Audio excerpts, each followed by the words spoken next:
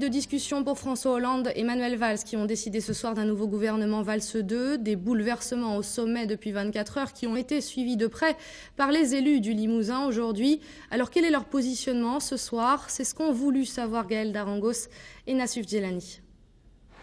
Les tractations à peine terminées et les nouveaux visages du gouvernement Valls 2 connus, tous les regards se tournent vers l'Assemblée nationale. À l'UMP, certains ténors appellent à la dissolution. Pas Guillaume Guérin. Lui adopte une position attentiste.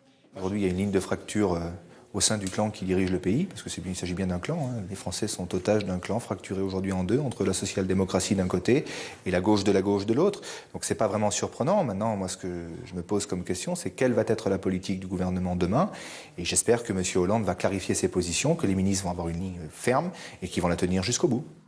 Dissoudre l'Assemblée nationale, ça fait 2 ans que les élus du Front National le demandent. Pour eux, il n'y a plus d'autre solution.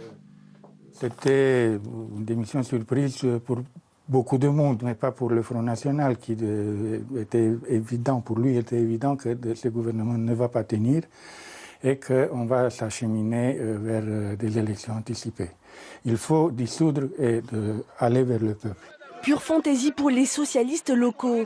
En faisant valser Montebourg et Hamon, François Hollande a restauré l'ordre dans la majorité. Les élus du Limousin appellent la cinquantaine de députés frondeurs à rentrer dans le rang. Je crois qu'on ne peut pas être à l'intérieur d'un gouvernement et critiquer ce gouvernement, c'est-à-dire se critiquer soi-même.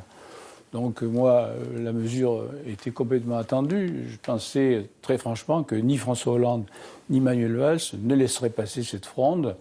Et je pense qu'il y a eu, de la part des têtes de l'exécutif, une saine réaction. On se doit d'être solidaire parce que de toute façon, nous sommes solidaires face à nos électeurs et face aux Français. Premier défi pour le gouvernement Valls 2, s'assurer le soutien inconditionnel de l'ensemble du groupe socialiste à l'Assemblée nationale. Et notre question